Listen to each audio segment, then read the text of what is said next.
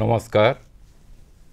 मु आपण मान को स्वागत करुच्ची संबलपुर दूरदर्शन केन्द्र स्टूडियो को आज रही आलोचना कार्यक्रम को मो सहित स्टूडियो रे उपस्थित अछंती विशिष्ट संस्कृतिविद डॉक्टर श्याम सुंदर धर महोदय एवं पंडित सच्चिदानंद मिश्र महोदय।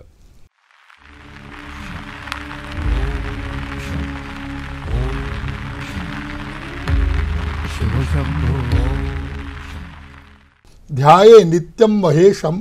रजतगिरिनिभं चारुचंद्रावतंसं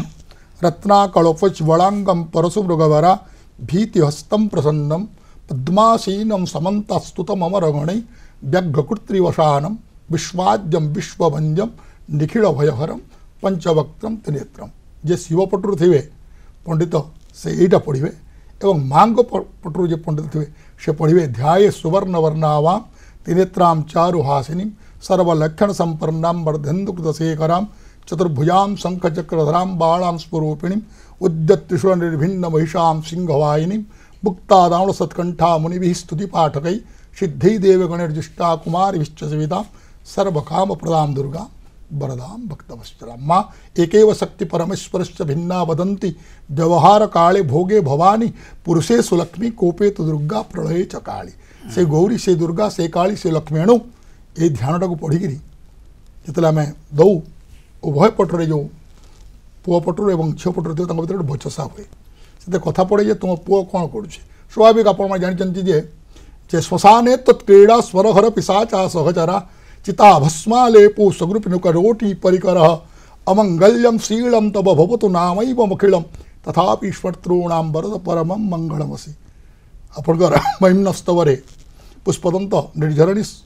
स्वर को लिखिं जे हे प्रभु शिव तुम्हें श्मशान रे बास करुच ठीक कथा श्मशान रे बास कर भस्म विभूषित होती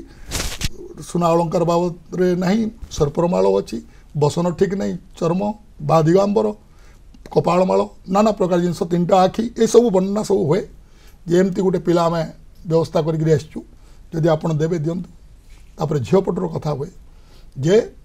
जे दुर्गांकर कथा बा पार्वतींकर कथा हुए जे आमर कन्या बहुत सुंदर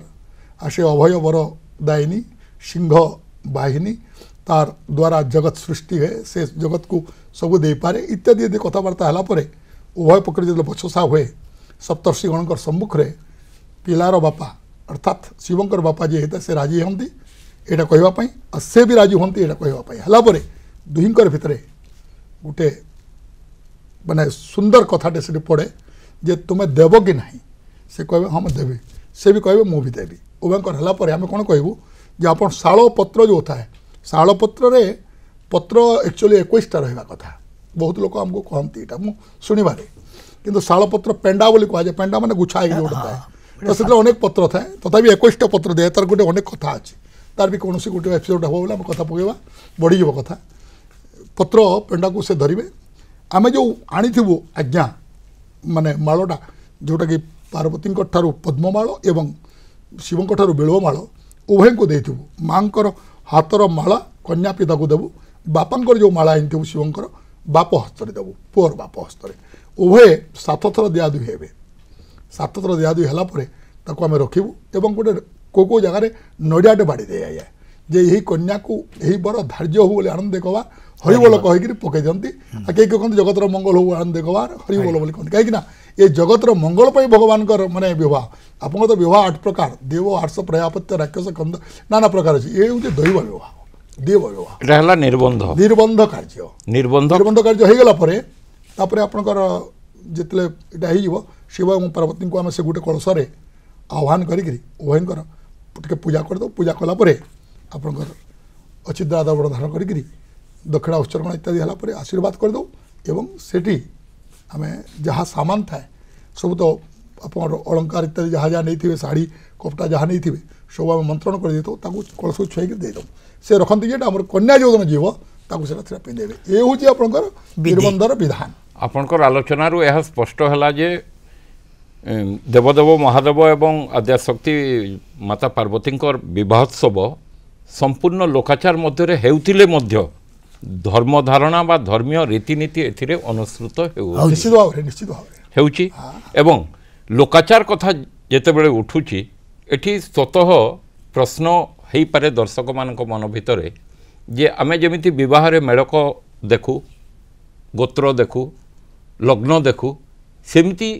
पार्वती एवं महादेवंकर विवाह उत्सव रे सेमिति किछि हुए कि देखो बहुत बढ़िया प्रश्न पचारे आपण एटा तो प्रति वर्ष होउची आउ शास्त्रीय मतरे विवाह पूर्व तो मेळक देखिबार बहुत जरूरी किंतु जे देवादिदेव एवं भगवती जननी जे तो कौन सी कुल नहीं नहीं कुल अच्छी गोत्र नहीं नहीं कुल गोत्र अच्छी अच्छी अच्छी अच्छी व्यवस्था भितर अच्छी से आम जो जीवा आपको कहवा मेळकर व्यवस्था अच्छी मेळक निश्चित भाव व्यवस्था अच्छी जदि आप शिवंकर देखिए अनेक ना अच्छी आप देखिथे अनेक देखो यहाँ मुझे ज्योतिष विरोधी कथा कहने दर्शक बंधु आप देखिए मजा ने आम गोटे झील को जो चाहूँ प्रकृति झीलटा आम घर पर ठीक गोटे पिला जाऊँ जो पढ़ू नहीं भी कहूँ राम ना गोविंद देख गोविंद ना कृष्ण देख एटा भी कहुए एटा लोक कहती किंतु से करवा कथा नुह ठीक कथा मुझे खाली मजाक आपको कहूँ किंतु आमर कौन गोटे तारीख टाइम देकर आम गोटे कुंडली तैयारी करुचे कुंडली भितर उभय ना देखुचे से आप नाड़ी गण वर्ण जोटक तारा वर्ग मल वर्ग भवानदीपति बल मंडल सन्नाड़ी इत्यादि देखला केते गुण मिलूँ 36 गुण आम से अनुसार देखिए दूसरी जब 36 रू 24 भी अच्छी अनेक जगह फेल हो कहीं कोष्ठी बलाबल को देख से मंगल दोष अच्छी नाना कथा अच्छी किंतु यही जगार जो शिव पार्वती बाहर एवं शिव विवाह को आम विवाहोत्सव को पालन करुचे ये मेलकर किसी ना कि समय गोटे निर्धारित समय थाए आपड़ जानी खुशी हे जो नक्षत्र विवाह नहीं से नक्षत्र अनेक जगह विवाह शिव विवाह कथा कहने अनेक कथा कहूँ एमती पुराण अनेक विवाह अच्छी जोटा कि नक्षत्र विहीन विवाह किंतु आम कौन करवा आम कुत्रिकत्र रोहिणी ज्योतिष बंधु मैंने कोई देखुए जानते जो दिन विवाह नक्षत्र न था से दिन अनेक देवादेवी विवाह जो दिन माने एमती थी से दिन भी होता है बुझीगल कथा मुझे कौन कहूँ ना जमती विषय बढ़ी विश्वकर्मा कौ दिन ठीक जन्मदिन मुझे जापारे बर्तमान केवे आश्विन पड़ू के भाद्रव पड़ू के पंचमी पड़ला के संक्रांति संक्रांति पंचमी पड़ पारे अष्टमी पड़े ना संक्रांति तो गोटे अन्य कथा संक्रांति कन्या संक्रांति किंतु मो कहवा उद्देश्य हूँ तिथि तो थो ना बुझीपारे ना तद्वत भगवान शिव विवाह जेहेतु विवाहोत्सव को आम पालन करुचे विवाह मेल कथा छाड़ी दिंतु लग्नटे आम कर लग्न अर्थात ठीक समयटा आम कर प्रायतः ये विवाहटा दिवस रे अनेक जगह करुँच तथा ब्रह्म मुहूर्त ही थाए आईटा प्राय प्राय आप देखिए वृष सूर्यंकर स्थिति थाए से समय आ गोटे प्रश्न मु पचारि पारे तुला लग्न रे प्राय आमर विवाहटा आम हुए कहीं ये जो नगर देकर जीवे बरात जो जीवे बहुत समय लगी जाए नाच गीत तो आम निश्चित भाव देखू जे प्राय भोर भोर अर्थात ब्रह्म मुहूर्त ये ब्रह्म विवाह बा ये दैव विवाह जहाँ कहते आपड़ा करवा ठीक बोलिक गोटे समय नहीं था आ गोटे प्रश्न हुए तो दर्शक मान मन भर उंकी मारी पारे जे संबलपुर शीतल षष्ठी यात्रा मुख्यतः नंदपड़ार श्री श्री बम बराड़ बालुकेश्वर बाबा जार आयोजक होउचंती उत्कड़ीय परंपरा ब्राह्मण माने एवं झाड़ुआपड़ार श्री श्री लोकनाथ बाबांकर माने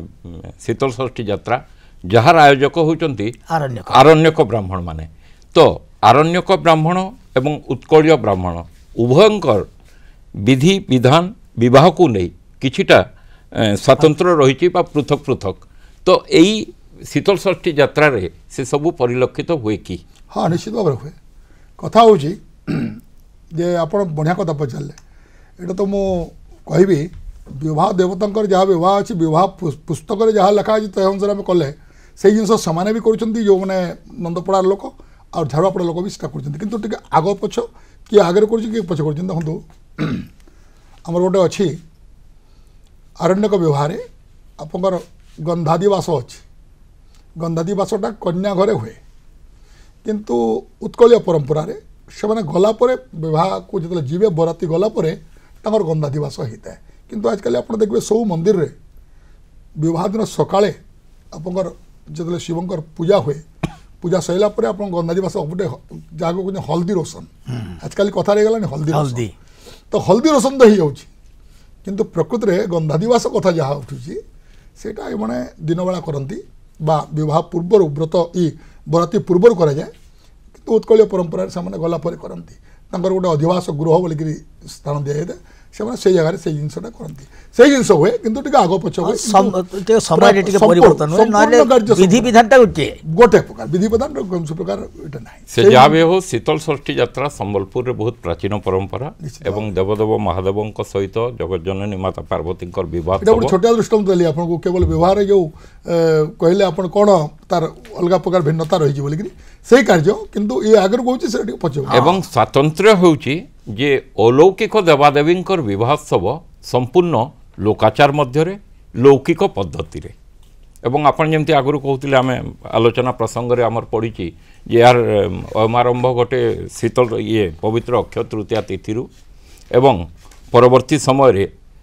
विवाह हुए पंचमी तिथि रे ज्येष्ठ शुक्ल पक्ष पंचमी तिथि रे एवं ता पूर्वरु आपण जमती आलोचना करुथिले जे तांकर निर्बंध हुए निर्बंध हैला परे तापरे आपणकर गुआगुणा बोली आमे कहू स्थानीय कथित देव निमंत्रण भाषा रे जाको देव निमंत्रण विभिन्न देवादेवी मंदिर को माने देवदेव महादेव तरफ निमंत्रण पठा जाए एवं कन्या घर निमंत्रण पत्र निजर आत्मीय स्वजन को निमंत्रण करिथांती विवाह रे सम्मिलित हेबा पई एवं लोकाचार भित्तिरे आमे जेमती साधारण मनीषटीए बाहा हुए जमती भाव में बरानुगमन हुए बाजा बाजे रोषणी हुए फटका फाटे सबू किछि अनुसृत होता है विवाहोत्सव आपण को लगे जदि हठात देखुवे रास्तार बरजात्री जाऊँगी यह शिव विवाह न हो कौन मनीषर विवाह भाया आपन को लगे पाखक गला जानवे जे यह देवदेव महादेव विवाहोत्सव ये जो विवाह पर जितेबले देव माता पार्वती एवं देवदेव महादेव गईठाल पड़ी एवं प्रथमे थे पार्वती पर रे महादेव एवं जो शोभायात्राटी बाहरी से शोभायात्रा को मुख्यतः दुई भाग में विभक्त करा जाए गोटे जो सम्मुख भागटी हूँ देवायतन एवं ता पूर्व ता सम्मुख रहा भागटी हूँ लोकायतन देवायतन अंचल रे केवल शंख घंट मृदंग करताल ये सबू जो आध्यात्मिक परिवेश सृष्टि करने जो देवायतन परिकल्पना करा एवं ता पूर्व जिते लोकनृत्य लोकगीत आदिवासी नृत्य जो सब होचे से सब लोकायतन माने यही जो आसुचंती देवदेव महादेव एवं पार्वती ये जो जुगल दर्शन करने समग्र जनता एकीभूत हो जाइछंती से बरजात्री सहित तो समस्ते सामिल होती बरजात्री पर जितेबाला दर्शन दौरान जगतवासी को माता पार्वती एवं महादेव से जो गोटे अद्भुत प्रकार लोकंकर भावना जे ए विवाह रे मो भी सम्मिलित एवं ये जो शोभायात्रा हूँ गोटे लोक नृत्य गीतर एक मुक्त प्रदर्शन आपन जोटा कहते या आग को आपन नेबे मु दर्शक मान को ये माने सूचई देवा चाहूँगी जे यह कौन सी रामलीला भली कौन सी चरित्र माने अभिनेता अभिनय करती ना ये देवदेव महादेवंकर प्रतिमा एवं चलंती प्रतिमा एवं देवी पार्वतींकर चलंती प्रतिमा उभयंकर विवाह हुए एवं उभयं को रखा जाए एवं सेइटू सेमान जेतेबेले नगर परिभ्रमण रे बाहरंती बा स्व मंदिर को प्रत्यावर्तन करंती षष्ठी रे माने मध्यरात्र रु एवं सप्तमी संध्या पाखापाखी अपराह्न रे सेमाने प्रवेश करती एवं यही जो लंबा समय धरी चले मध्यरात्र रु आरंभ हुए जोटा डॉक्टर धर कहते लोकायतन एवं देवायतन कथा से पुनर्बार आपण मान को सूचना देवे एवं से जो भव्य शोभायात्रा सेठी विभिन्न नर्तक दल नृत्यशिल्पी माने सम्मिलित हुअन्ति वाद्य दल सम्मिलित हुअन्ति एवं बहुत प्रकार कलाकार समग्र भारत वर्षरु विभिन्न माने ओडिशा बाहरु समस्ते आसिकी एवं स्थानीय कलाकार मध्य सम्मिलित होती लोकारण्य हो जाए संबलपुर राजरास्ता एवं सेई भितरे रथारूढ़ होई देव दंपति दर्शन दियंती निजर श्रद्धालु भक्त मानकु एईटा हेउची एई भव्य शोभा यात्रा हेउची संबलपुर शीतल षष्ठी यात्रार मुख्य आकर्षण। शीतल षष्ठी यात्रा रे आउ गोटे परंपरा रही ठीक सावित्री अमावास्या परे परे संबलपुर गलिकंदी रे विचरण करती किन्नर माने शीतल जदि किन्नर माने संबलपुर को आसीगले शीतल षष्ठी यात्रा आसीगला बोली पिला छुआटू वृद्ध पर्यंत समस्ते जानी जानती संबलपुर समस्ते जानती जे शीतल षष्ठी यात्रा आसीगला एवं ये जो किन्नर माने आसी गलिकंदी रे से चल प्रचल करती से भितर टाहीटापरा हुए लोक से मनोरंजन नियंती किंतु से भितर से जो उद्देश्य से आसती मुझे अनेक को पचारि जे तुम एत यात्रा होची तुम माने शीतल षष्ठी यात्रा को कहीं तुम समस्ते लक्ष्य रखी शीतल षष्ठी यात्रा को आसुच सेठी किछि किन्नर से जो उत्तर देथिले से उत्तर मु स्तंभीभूत हो गली मु जानी नथिली जे आज्ञा आमे को पाप करिथलु जे आमको किन्नर जन्मटिए देला भगवान एवं आमे वर्तमान टाहीटापरार सम्मुखीन होचु निंदित होचु घृणित होचु तो से देवदेव महादेव अर्धनारी स्पर्शी शीतल षष्ठी यात्रा माता पार्वती को नहीं आसुँच अर्धनारी स्पर्शी एवं आमे सही अवस्था अच्छु आमे प्रार्थना करी आसुचु जे प्रभु आमको आउ ए जन्म आउ केबे देबुनी आमको आउ किन्नर करी केबे रखिबुनी ए प्रार्थना करबा पामी आमे आसुचु माने एमानकर ए जो उक्ति आमे आम शीतलेश्वर बाबा यात्रा समय किछि वर्ष आमर सेठी किन्नर मानकर गोटे प्रदर्शनी करागला एवं से किन्नर मान को पचारि सेठी ए उद्देश्य से माने आसंती एवं सारा भारत वर्षरु लोक कलाकार माने आसंती एवं लोकंकर मनोरंजन सकाशे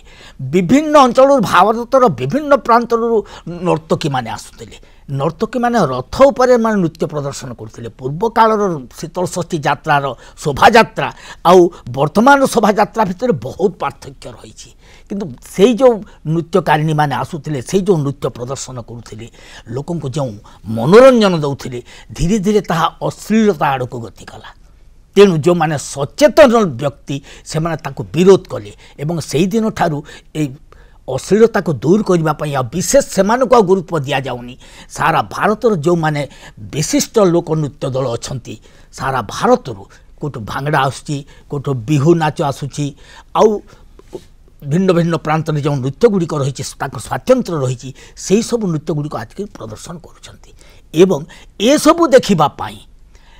गाँ गाँव लोक संबलपुर को दौड़ी आसती से शीतल षष्ठी यात्रा एवं से प्रकार मनोरंजन चली किंतु लोकंकर आग्रह नुआ नुआ आग्रह नहीं लोके आसुचंती जे ए वर्ष नुआ किछि आसुची कि आमे देखुचु उज्जैन रु आसीतिले गत वर्ष आसीतिले से माने जो प्रकार खूब बड़ बड़ ड्रम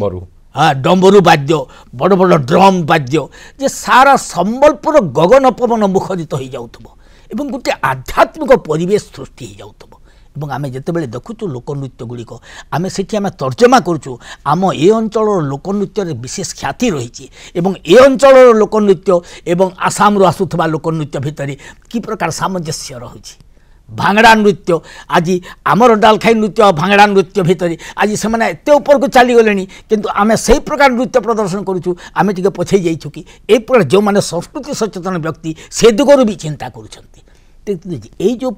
शोभा यात्राटी बाहर इस मुख्य आकर्षणटी हूँ जहाँ तो विधि विधान रे जहाँ पंडित मिश्र कहले जे देवदंपति जो विवाह जो विधि विधान रे चली संपूर्ण लौकिक रीति चली किंतु ये जो शोभा यात्राटी बाहर समग्र भारत वर्षर कलाकार गोटे समग्र एठी गोटे विश्व एकात्म बोधर गोटे दर्शन शीतल षष्ठी यात्रा मिलूँ समग्र भारत वर्षर आसुवा से कलाकार मान को जितेबले साक्षात्कार नि जाए से साक्षात्कार रे कहती जे संबलपुर परी माटी को आमे आसी धन्य हो जाइछु आमे अनेक कलाकार को प्रति वर्ष आमे ताकर साक्षात्कार आमे देखुछु ताकर साक्षात्कार नौछु जे ए माटीर ए भली गोटे आकर्षण रही एवं एठी हमर कला को जो सम्मान दिया जाए एवं जो कलाकार को जो सम्मान दिया जाए से माने समस्ते खूब आनंदर सहित उठू विदाय नियंती एवं आम देखुचु लोक उत्सव भी से कलाकार मैंने आसती किंतु शीतल षष्ठी यात्रा आसिक से माने जिते सामिल होती से गोटे भिन्न मार्ग से लोक देखुं दर्शकों को देखुं